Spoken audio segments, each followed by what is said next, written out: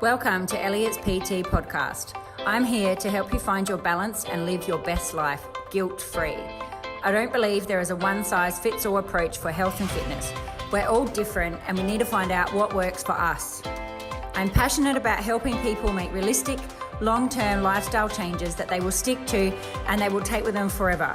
I don't believe in crazy diets or short-term fixes. We all need to live and find a perfect balance in diet and exercise that suits our individual needs. I want to help you find your exercise mojo, feel great and achieve wonderful things. Here is Elliott's PT podcast by Renae Elliott.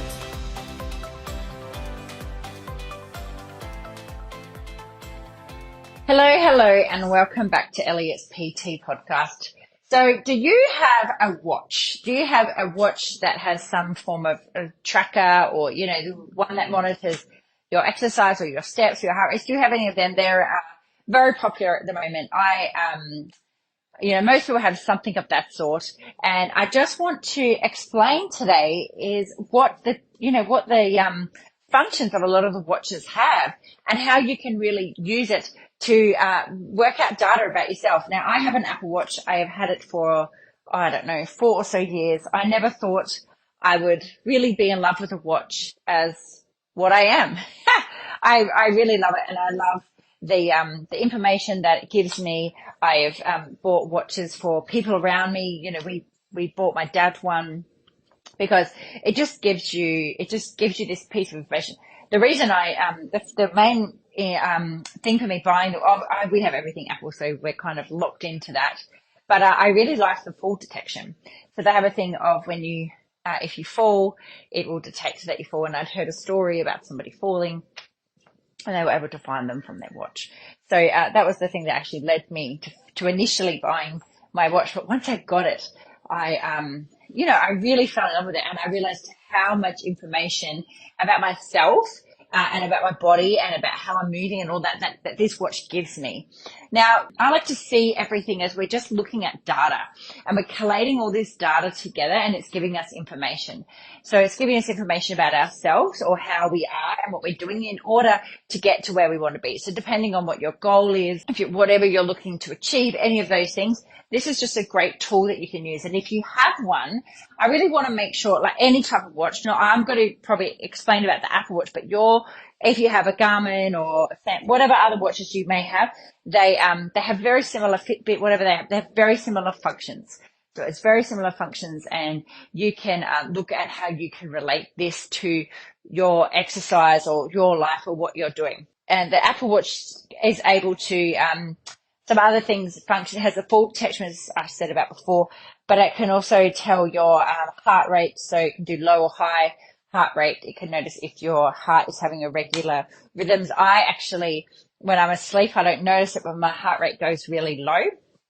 And from the Apple Watch, I was able to have that data, and I was able to go to because it kept giving me warnings because it was going too low for too long a period while I was asleep. So I was able to, it alerted me to that. I was able to go to the doctors and take it in and just ask for, if there's anything I should be worried about or checking. So that was another thing that I had learned from my watch that I was really grateful for having.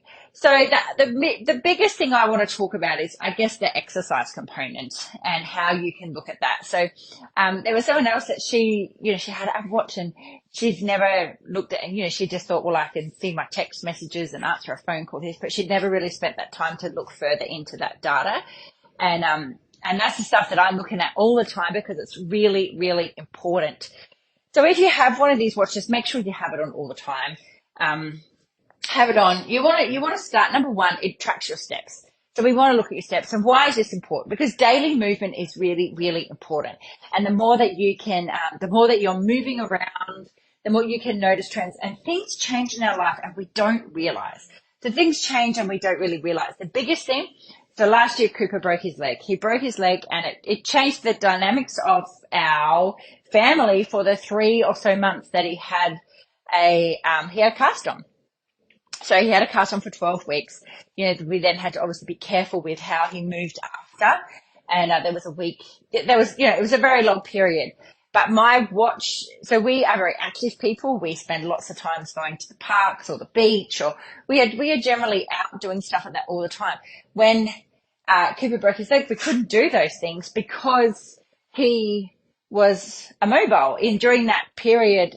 So he had a cast on, and during that period that he had the cast on, he didn't do a full week of school because there was either a problem, something going on with his leg that, there was something that would happen during, so he never did a full week of school. So there was activities that I would do when they were at school or whatever that kind of all stopped.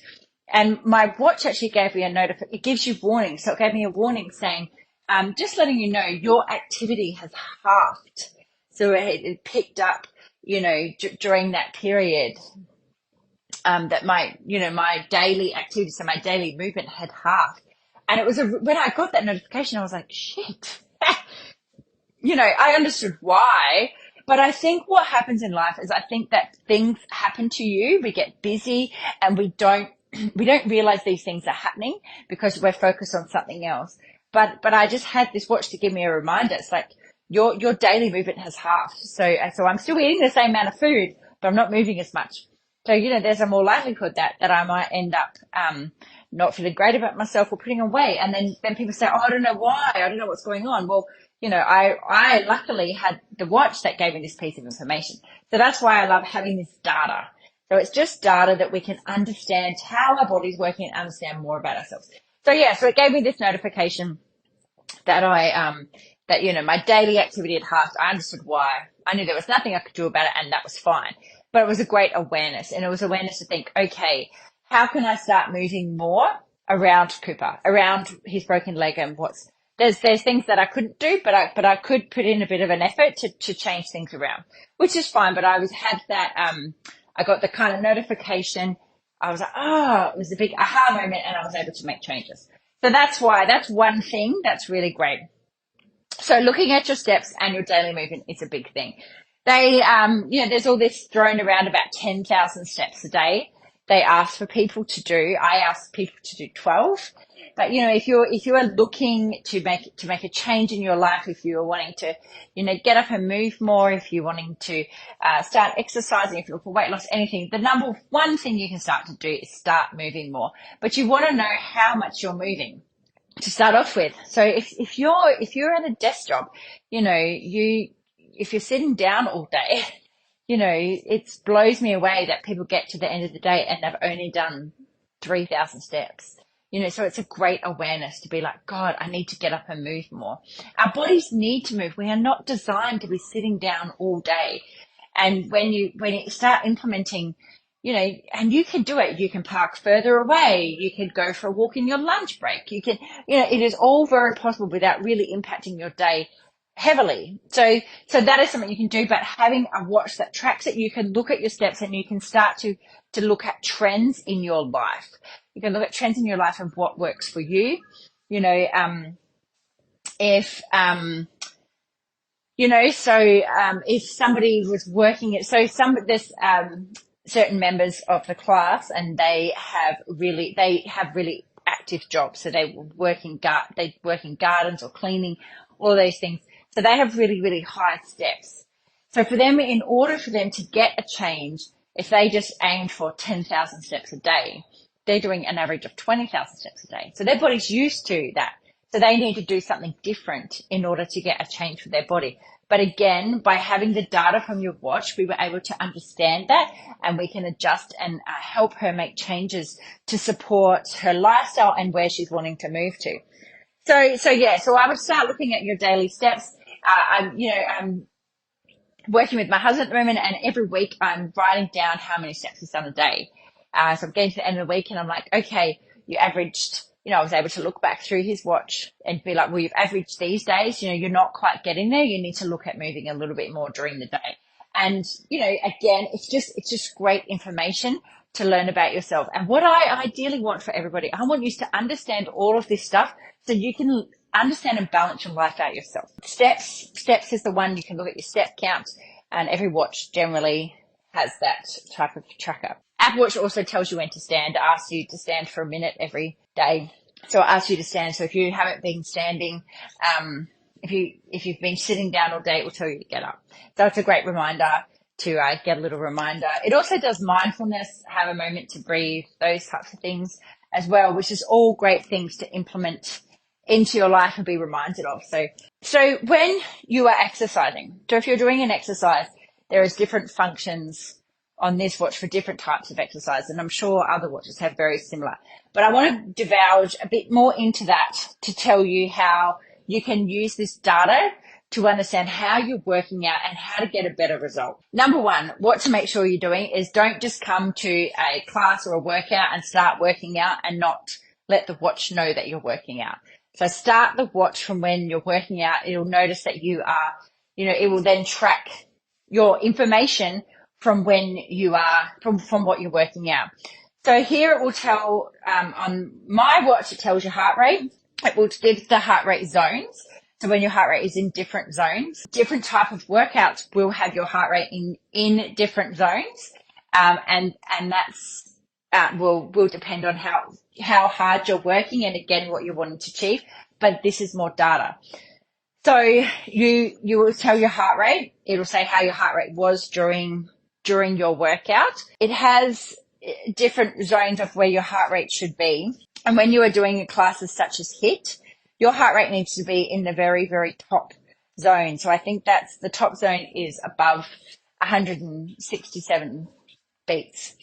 Okay. So we want it to be in that top heart rate zone.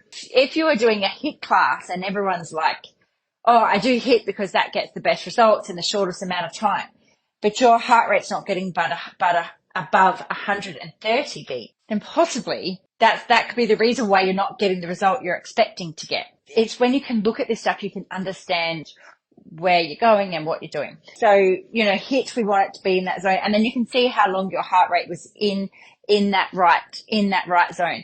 When I'm working out as well, if I was doing that type of class, I can look at my watch and I use it as a motivator. I can look at my watch and I can be like, oh my God, I'm not, my heart rate's only at, 150. I know I can work harder than that. And it gives me a little push to push myself more.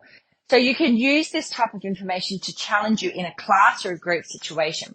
Now, understanding when you are doing a cardio type session, your heart rate is going to be high during that period of time. And then it's going to drop down. It will only be high for that time. In a strength or a weighted class, your heart rate might not be as high, but you'll have a continual burn that will happen longer throughout the day. But what you can do is you want to use this piece of information to find trends on yourself and trends on your body and what's working for your body. Like I said, there's no, you have to be this. It's just looking at and focusing on you and then looking at improving where you're at. All right. The same thing if you're working out at home, then start looking, if you have this, start looking at this data and start looking at it and really be like, so, be like, right, I really, let's say you want weight loss. So we want weight loss and you want weight loss and you come into a class or you go to the gym, but you think, oh my God, for me to get weight loss, I now have to work out even longer. Maybe you don't have to work out longer. We have to challenge your body a little bit more. So you can challenge your body by increasing your heart rate and keeping that heart rate up higher during the time that you're working out. You can challenge your body by lifting different weights and you can do that all in the same time. So you don't have to add more time on in order to get a result. You just have to be smarter about how you're working out and use your watch to give you that information. So use your watch to give you that information, but spend the time to look at it after. I also recommend is, so people can look at averages of how they've worked during a class, if they've worked hard enough, and you can gauge that on yourself. So there's a test, of like a talking test. Like if you can talk through the workout, if you can't, if you finished working and thought, I could have done more, well, then that's an indicator that we probably should be challenging ourselves a little bit more. The other thing to look at, and this is what my watch tells me, is it tells me how quickly my heart rate recovers to go back to normal. So that is an indicator of your fitness level, and that is another gauge that you could be looking at to see that your fitness level is improving. So instead of focusing on the scales, focusing on, how you look, anything, you could look at focusing on that. So there's all different factors to see how much you are improving. So you could see that. So it will tell you after, I think it's after a minute where your heart rate's at, and after 2 minutes. So the quicker that your heart rate can return back to normal after exercise shows your level of fitness. So you would be looking at improving that time.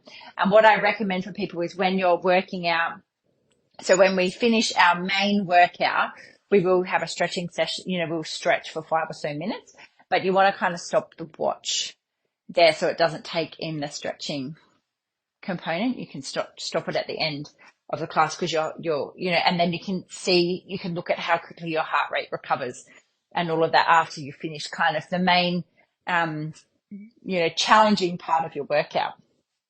So when you get to the stretching part, stop it. This is the thing that you can be looking at. Other things you can use is depending on if you're walking, you can look at distance. So how far you walked, and the speed that you walked at. So I was always running, and I knew that I ran at a certain speed per K before I had Charlie. And that was my goal after I had her, was to get back to that same speed. So my thing was I think I was about 5 minutes a K. So I wanted to get back to 5 minutes a K. And when I did, I felt amazing for it because, that was something that I wanted to strive for after having my babies.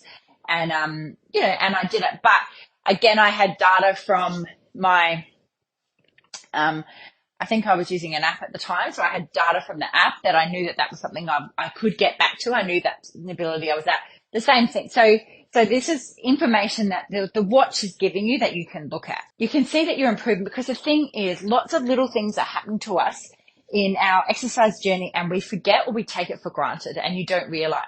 And, a lot of times we do fitness testing and people will start and they will forget how they struggled to do 5 burpees at the start, or they couldn't do the push-ups on the floor, they had to stand. Those things, when we have that data that we can show you and you can see the numbers, you can see that you're improving. And these are all things that I want you to look at instead of just focusing on that one thing as a number on the scales. Yes, that's one factor, but there is lots of other factors that you can focus on to see that what you're doing is good for your body, good for your body, good for your head, and good overall. The other piece of information that the watch has is your average heart rate. So it does your resting heart rate and your average heart rate, and that can, the fitter you get, that will become lower. So you can look at that stuff and you can see that stuff changing to know that you're really, really improving. And what you're doing, it's motivating to know that what you're doing is giving your body some benefit. So that's why I just want you to look at other aspects and to see that there is not just one thing that we should focus on. We want to look at this data that you have, and it can give you this information about your daily movement, how you're working out, how you're moving, and it can give you trends and let you understand. The other big thing is we get to this age, and like I was saying about when Cooper broke his leg, we get to this age and this good old, menopause hits him. It's really interesting to look at, there's lots of myths and people, your parents or grandparents, your mum or your grandma, any of them's talking about, or aunties are talking about their experiences, and they'll talk about, menopause made me gain weight, any of these things. But if you understand that maybe it's your daily movement, maybe your exercise activity changed, maybe those things changed, and it's not actually the menopause to blame, and that you can look at adapting those things. But when you have this understanding of your body and how it works and how to make it work for you, you can look at making these changes and change things to suit your body and where you're at. Different times of months will feel flatter. Different times of the month will be more tired and you won't feel like moving more. And again, that's fine. But it's understanding that, and you can see that, and so then maybe take advantage of the times of the month when you have more energy and you feel better. And that's what is really important for us to all learn and to understand. So if you have an Apple Watch or any other type of watch, I want you to start looking at the data and write it down. It's really good to have this piece of information in front of you. I have a little tick off list that we do, and we write it down, and you can see a trend. And when you have it written down, you can then see the holes. So you can see the holes of where it needs work and where you can work on it, and things that you can improve. And it's not a thing to bash yourself about or to say that you're hopeless or anything. It's just another piece of information. It's a piece of information to learn something else about yourself and see what you're doing and to see where you're at. That's what I love about it. And I would never have thought that I would love a watch, or I love the information that it gives me so much. My brother, I think I got him into getting one, and he feels the same way. And and then we got my dad one, and Lee has one, so it's just all this piece of information that you can see. So, and this is stuff that you can really help yourself with, and you can learn to manage yourself and help yourself. So, I just want to share that today. So if you have a watch and you're confused about anything, just ask me. I'm here to help. So just ask me, send me a message, and I can help you go through the information. And, again, just start looking around and learning more about what your watch is tracking, because it's tracking more than, Oh, the other thing is it tracks your sleep. So you can notice trends in your sleep. And again, maybe everything it tracks is not perfect, but it doesn't have to be perfect. It's just a piece of information. It's a piece of information. And when you track with the same tool, you can learn something from that. So like I said, it's maybe not perfect, but it does also track your sleep. Again, you could notice trends in your sleep. You could notice trends of that you sleep better. Maybe if you have coffee before bed, that you might not sleep as well, or you might notice I know for me, if I have a glass of wine, it affects my sleep. I can tell that from how I feel, but you can also see, this is why I'm not doing this, because I'm not actually getting into a deep sleep, any of those things. But the watch can tell you that information too, which is really great. So start checking out your watch, explore the different functions that it has, because, technology is amazing and we have all these functions here. So you may as well use it to your advantage. And if you know anybody that this would help, please make sure that you do share it with them. And if you have any questions, I really look forward to hearing from you. Okay, bye. Thanks for listening to the Elliott's PT podcast. I hope you have been able to find this information of use to you. If you know someone who might enjoy this podcast, please share it with them. And ensure that you subscribe so you can be the first to know when new podcasts are released. If you have the time to leave a 5-star review, that would be amazing, and it would be greatly appreciated. If you do so, please screenshot and share onto any of our socials and tag us. Then email the screenshot to hello@elliotspt.com and we will send you a free gift to your inbox. Thanks so much. Have an amazing day. Speak soon.